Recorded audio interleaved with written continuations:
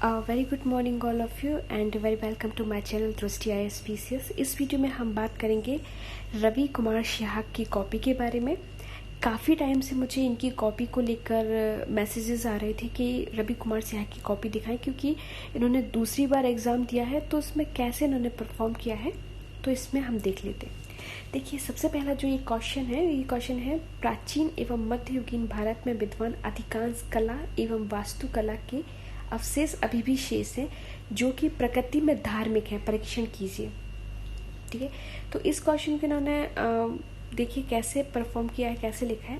भारतीय वास्तुकारों द्वारा अपने अप्रतिम कौशल व निर्माण निपुणता के द्वारा जिन संरचनाओं का निर्माण किया गया था वे आज भी अपने स्थान पर विराजमान है। कलाओं का धार्मिक स्वरूप है। ठीक है, तो इसमें उन्होंने बताया हिंदू, जैन, बौद्ध, सिख, उसके बाद प्राचीन और भारत की जो स्थापत्य कला है और अन्य कलाएं हैं इनमें थोड़ा थोड़ा सा अंतर बताया। जैसा कि हमने इसके पहले भी बहुत सारी आंसर राइटिंग देखी, उन्होंने भी पॉइंट वाइज लिखा है, तो इन्होंने भी यहाँ पर पॉइंट वाइज लिखने की कोशिश की है। देखिए, ठीक है, आगे देखिए इसमें हम तो आगे इसमें दिखा है। फिर उसके बाद मध्यकालीन स्थापत्य कला और अन्य कलाओं में ये जो अंतर बताने के बाद, किंतु इन उदाहरणों के आधार पर यह साबित करना कठिन है कि प्राचीन भारत में केवल धार्मिक पक्ष पर ही कला के स्वरूप थे मिलते हैं। फिर उसके बाद इन्होंने ये भी बताया कि नहीं, अलग अलग पक्ष पे भी यहाँ पर स्वरूप मिलते हैं, जैसा कि क्वेश्चन में पूछा गया था। जैसा कि इन्होंने बताया सिंधु सभ्यता में स्नानागार, अन्नागार, अशोक स्तंभ, कामसूत्र जैसे ग्रंथ, कालिदास के नाटक, इन सबको यहाँ पर कोट किया है। तो ओवरऑल देखा जाए तो काफी अच्छे से इन्होंने इस क्वेश्चन को हैंडल किया है, जो आज भी अपना प्रभाव बनाए हुए। तो इस तरीके से एक बहुत ही प्यारा सा कंक्लूजन यहाँ पर दिया। अब अगर दूसरे क्वेश्चन की बात करें तो चोलकालीन कांस्य प्रतिमाओं को सर्वाधिक परिष्कृत माना जाता है, इसकी पुष्टि करनी है। तो क्यों परिष्कृत माना जाता है, इसमें इन्होंने बताया है कि मध्यकालीन भारत में 10वीं-12वीं शताब्दी के मध्य में चोल शासकों ने अपने साम्राज्य विस्तार के साथ साथ कला पक्ष पर भी अत्यंत बल दिया।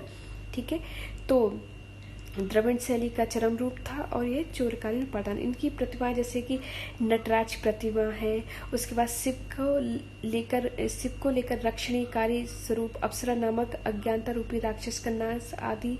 ठीक है, इस तरीके से इन्होंने पूरा जो भी उसका सार था चोलकालीन प्रतिमाओं का वो यहाँ पर बताया। काफी अच्छे से इस क्वेश्चन को भी हैंडल किया है।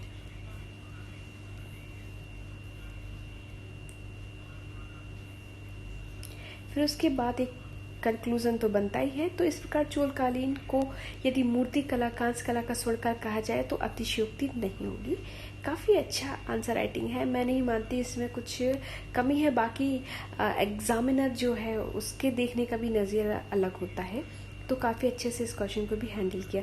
उसके बाद भारत के निर्माण में, आधुनिक भारत के निर्माण में ईश्वर चंद्र विद्यासागर का योगदान यहाँ पर पूछा है। ठीक है, तो परलौक की बजाय अलौकिक समस्याओं पर ध्यान दिया इन्होंने। मानवता का व मानववाद पर बल दिया। वैज्ञानिक व तार्किक सोच पर इन्होंने बल दिया। इस कसौटियों पर आधुनिक भारत के निर्माण में विद्यासागर जी का योगदान भी काफ़ी अधिक है। अलौकिक समस्याएं जैसे कट्टरता, धार्मिक कट्टरता, रूढ़िवाद, धर्म के सरस रूप में संबंध, जातिवाद पर बल न देकर स्वरूप में बल देना, इस तरीके से इनकी काफ़ी देख सकते हम। ठीक है, ये आप देख लीजिए। ईश्वर चंद्र विद्यासागर के बारे में यहाँ पर पूछा है। तो तर्कवाद से जाति प्रथा की आलोचना, धर्म सुधार से समाज सुधार पर बल। इस प्रकार राजा राम मोहन राय की परंपरा में इन्होंने भी आधुनिक भारत के निर्माण में महत्वपूर्ण भूमिका निभाई है। नेक्स्ट ये ज्योग्राफी से है। उष्णकटिबंधीय चक्रवातों के निर्माण में, मतलब ये ट्रॉपिकल साइक्लोन की यहाँ पर बात कर रहे हैं। और बंगाल की खाड़ी में चक्रवातों की अधिकतम जो प्रवणता है की विवेचना कीजिए। तो यहाँ पर सबसे पहले इन्होंने क्या किया, उष्णकटिबंधीय चक्रवात क्या होते हैं, कौन कौन से होते हैं उसको बताया, एक डायग्राम के माध्यम से बताया। ठीक है, और फिर उसके बाद आवश्यक दशाएं बताई।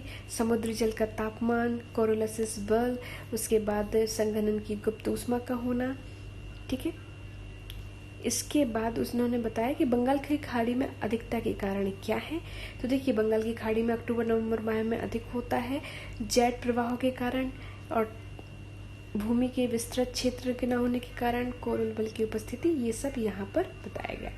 तो जो उष्णकटिबंधीय ट्रॉपिकल साइक्लोन के बारे में पूछा था, तो इस तरीके से उन्होंने यहाँ पर उसको बताया। ठीक है, अब भारत जैसे देश में विभिन्न क्षेत्रों में टाइम जोन एक मुद्दा बना रहता है, तो इस तरीके से टाइम जोन के बारे में भी यहाँ पर बताया गया। तो टाइम जोन के बारे में सबसे पहले तो टाइम जोन को डिफाइन किया गया कि टाइम जोन क्या है। 82.5 डिग्री है जो भारत में एक मानक समय बताती है। फिर उसके बाद ये बताया कि टाइम जोन कहाँ से कहाँ तक गुजरता है। इंडिया का मैप बनाकर उसमें यहाँ पर टाइम जोन को दिखाया गया। टाइम जोन में परिवर्तन की जो प्रासंगिकता है, जैसे कि उन्होंने बताया कि उत्तर पूर्व क्षेत्र में दिन की घंटों की में वृद्धि होती है, क्योंकि वहाँ सूर्य उगने पर भी समय कम दिखाई देता है। ऊर्जा की खपत में कमी होती है। तो यहाँ पर जो रिन्यूएबल एनर्जी है उसको कोट करना एक बहुत ही अच्छा कह सकते हैं कि एक स्टेप रहा है इनका।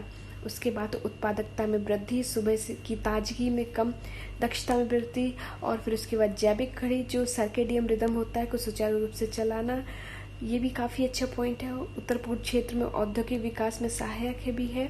फ्रांस और अमेरिका में अधिक टाइम जोन है। तो अंग्रेजों के समय में भी चाय बागान टाइम जोन यहाँ पर प्रचलित था। तो यहाँ पर थोड़ा सा देखिए साइंस भी जोड़ दिया इन्होंने, हिस्ट्री भी यहाँ पर जोड़ दिया, वर्ल्ड हिस्ट्री को भी यहाँ पर कोट किया।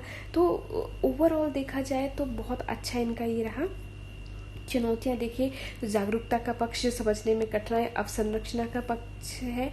तो फिर उसके बाद लास्ट में एक कंक्लूजन यहाँ पर दिया गया। तो जब इन्होंने इस क्वेश्चन को अटेम्प्ट किया तो यहाँ पर देखिए इन्होंने बहुत सारे पक्ष लिए, वर्ल्ड हिस्ट्री लिया, वर्ल्ड ज्योग्राफी लिया, उसके बाद हिस्ट्री भी यहाँ पर लिया गया। तो थोड़ा सा अगर हम इसको देखें काफ़ी अच्छा, बायोलॉजिकली भी इसको लिया गया, ठीक है, साइंस के भी साथ में इसको जोड़ दिया। तो ये काफ़ी अच्छी इनकी मुझे आंसर राइटिंग लगी। उसके बाद नेक्स्ट हम देखें तो देखिए, सूखी तथा बाढ़ की दोहरी समस्या का समाधान नदियों को जोड़ना है। सरकार की राष्ट्रीय नदी जोड़ो परियोजना का संदर्भ है। तो ये नदी जोड़ो परियोजना हालिया समय में जलवायु परिवर्तन के साथ अनेक मानव जाति के यहाँ पर थोड़ा सा भूमिका बनाकर, और उसके बाद हम इनको बताया नदी जोड़ो परियोजना, ये नदी जोड़ो कार्यक्रम क्या है, तो ये बताया गया। फिर उसके बाद यहाँ पर ये बताया गया कि प्रासंगिकता, ठीक है, मानसून के समय में जल, देखिए ये मुझे लगता है ये थोड़ा सा करंट से रिलेटेड क्वेश्चन है। तो अगर यहाँ पर करंट से रिलेटेड डाटा, कोई स्कीम या इस तरीके से लेते तो आंसर थोड़ा सा और इफेक्टिव लगता है। बट एनीवेज फिर भी इन्होंने बहुत अच्छा लिखा है आंसर, ठीक है। चुनौतियां भी यहाँ पर लिखी हुई है। दीर्घकालिक चुनौतियों का यहाँ पर पूर्वानुमान नहीं कर सकते। वनों, ठीक है, ये उसके बाद वनों की जलमग्नता, जनसंख्या में अत्यधिक वित्त की जरूरत, तकनीकी दल, जल विवाद, आगे की राह में अगर देखें तो जलवायु परिवर्तन को रोकने पर बल दिया जाए, यहाँ पर आगे की राह दिया गया है।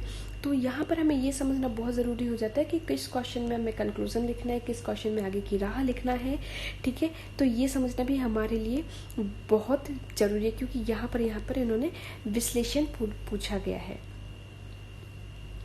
अब अगर हम नेक्स्ट क्वेश्चन की ओर बढ़े तो 1857 के विद्रोह के बाद प्रांतीय, स्थानीय निकाय और लोक सेवाओं के क्षेत्र में कौन कौन से मुख्य परिवर्तन यहाँ पर किए गए। तो 1857 के भीषण विद्रोह के बाद अंग्रेजी सरकार को अपनी नीतियों के पुनर्विचार के बाद 1857 के अधिनियम पारित किए गए। तो 1858 का अधिनियम पारित किया गया। उसके बाद प्रांतीय व्यवस्था में क्या क्या बदलाव हुए, तो प्रांतीय व्यवस्थाओं में 1858 के नियम के बाद जो भी बदलाव हुए यहाँ पर इसको कोट किया गया, ठीक है। लॉर्ड मेयो के काल में वित्तीय विकेंद्रीकरण की शुरुआत की गई, ये सब चीज़ें यहाँ पर बताई गई है। उसके बाद स्थानीय प्रशासन में क्या बदलाव हुए, तो स्थानीय प्रशासन में पश्चिमी देशों में स्वास्थ्य, स्वच्छता, जलापूर्ति जैसी सुविधाओं से प्रेरणा मिली। नए कर नहीं लगाना चाहती थी सरकार, तो इस तरीके से लॉर्ड रिपन को इसका जन्मदाता माना गया, प्रांतीय स्वशासन को, ठीक है। ये सब चीज़ें यहाँ पर बताई गई। लॉर्ड रिपन ने क्या किया। फिर लोक सेवा के क्षेत्र में भी पूछा है, तो लोक सेवा के क्षेत्र में क्या परिवर्तन हुए। उम्र घटा दी गई, लंदन में परीक्षा कर दी गई, अंग्रेजी माध्यम से परीक्षा हुई, इस तरीके से लोक सेवा में इसमें बदलाव आए। तो जो क्वेश्चन पूछा गया था, क्वेश्चन में क्या पूछा गया था, क्वेश्चन में पूछा गया था प्रांतीय प्रशासन, स्थानीय प्रशासन और लोक सेवा। तो देखिए आपने देखा कि क्वेश्चन में जो पूछा गया है उसी का आंसर दिया, अपने मन से यहाँ पर कोई भी आंसर नहीं दिया गया है। तो एक बार आप इसको अगर अच्छे से देख लें तो आपको पता चल जाएगा कि कैसे थोड़ा सा आंसर राइटिंग करनी है। वैसे वो ओवरऑल देखा जाए तो इनकी आंसर राइटिंग काफ़ी अच्छी रही है। प्रांतीय प्रशासन पूछा, प्रांतीय प्रशासन के बारे में थोड़ा सा कोट कर दिया। उसके बाद स्थानीय प्रशासन के बारे में बताया गया, ठीक है। उसके बाद लोक सेवा में जो भी बदलाव हुए यहाँ पर उसको भी बताया गया। तो मुझे लगता है इस वीडियो से आप बहुत कुछ सीख पाए होंगे, बहुत कुछ समझ पाए होंगे। तो इस वीडियो में इतना ही, मिलते हैं नेक्स्ट वीडियो में। Children, thank you and thanks for watching and stay connected. Thank you.